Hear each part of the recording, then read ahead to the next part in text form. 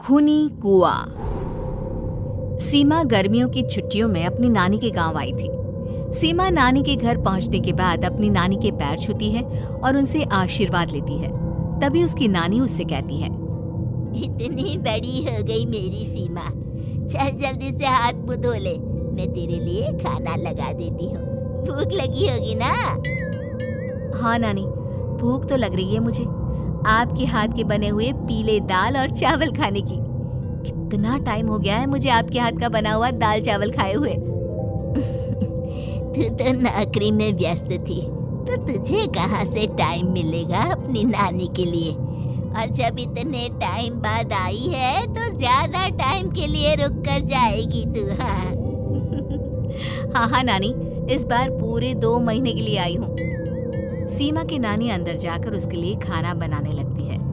सीमा कमरे में अकेली होती है, तभी उसे किसी औरत के रोने की आवाज सुनाई देती है।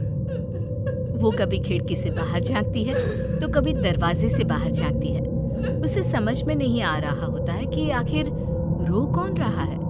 तभी नानी खाना लेकर आ जाती है। वो अपनी नानी से कहती है, नानी, कोई औरत रो रही है क्या? मैं जब से यहाँ आई हूँ तब से मुझे यहाँ किसी औरत की रोने की आवाज आ रही है।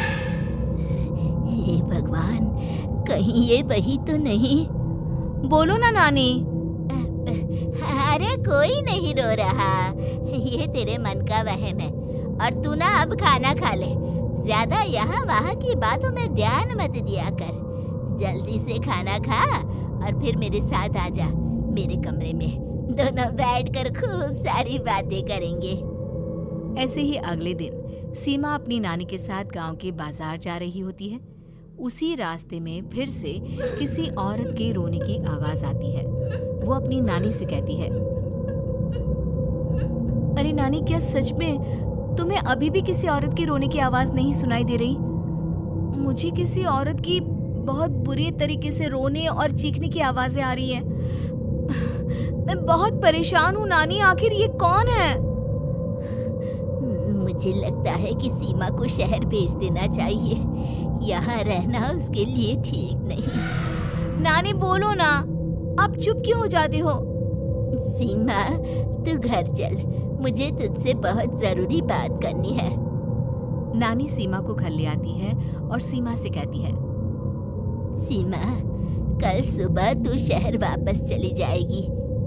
अरे अचानक? आखिर क्या बात है नानी? आप मुझे ऐसे जाने को क्यों कह रही हो? मैं बस जो कह रही हूँ उस पर ध्यान दे।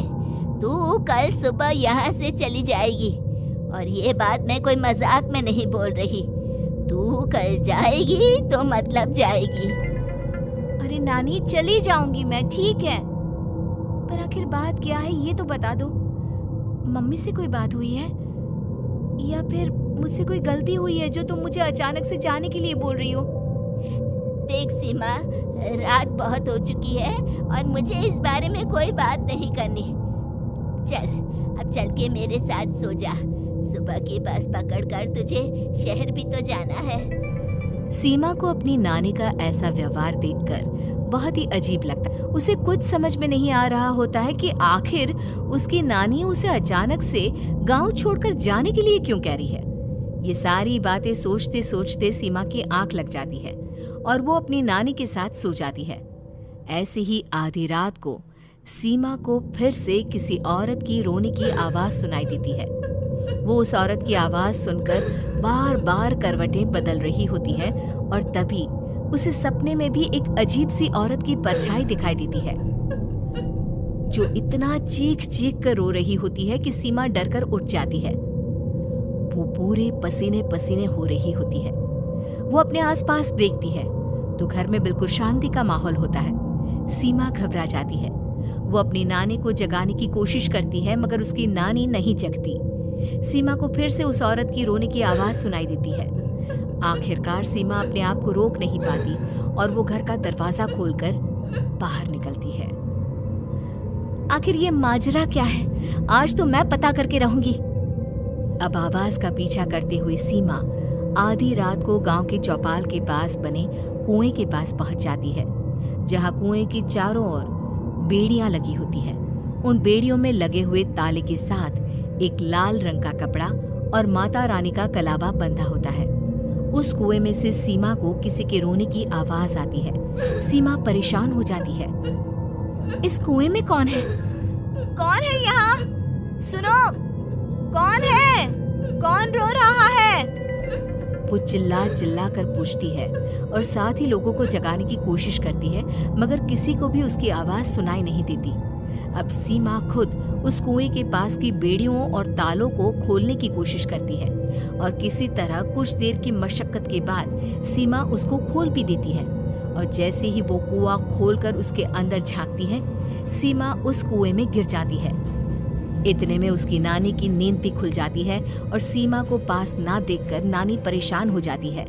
नानी घबराकर पूरे घर में उसे ढूंढने की कोशिश करती है, जिसके बाद उसकी नानी और सभी लोग उस खूनी कुएं के पास जाते हैं और सीमा की नानी कुएं के पास खड़ी होती है। सभी गांव वालों और सीमा की नानी को सीमा के चिल्लाने की आवाज आती है, बचाओ, कोई मुझे बचाओ। मेरी बच्ची, हम आ गए, हम तुझे बचा लेंगे। नानी, मुझे यहाँ बहुत डर लग रहा है। यहाँ इंसान की कटी हुई मुंडियाँ, हाथ, पैर और कंकाल है और खून भी है। नानी, मुझे डर लग रहा है। आप सब मेरी मदद कीजिए, नहीं तो ये खूनी कुआं मेरी बच्ची को भी खा जाएगा। अरे मुझे तो ये समझ में नहीं आ रहा कि आखिर इस खूनी कुएं को खोला किसने। सालों पहले इसको इतनी मुश्किलों के बाद तांत्रिक बाबा ने बंद किया था।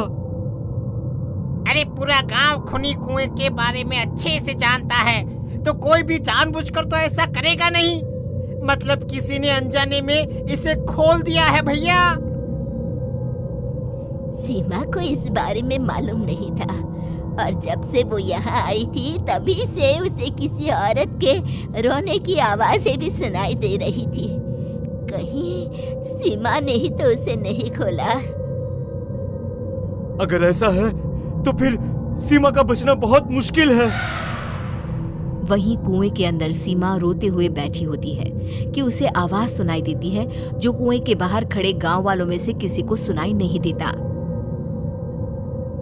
आज सालों के बाद मुझे ताजा खून मिलेगा। तेरा खून पीकर आज मैं अपनी प्यास बुझाऊंगा।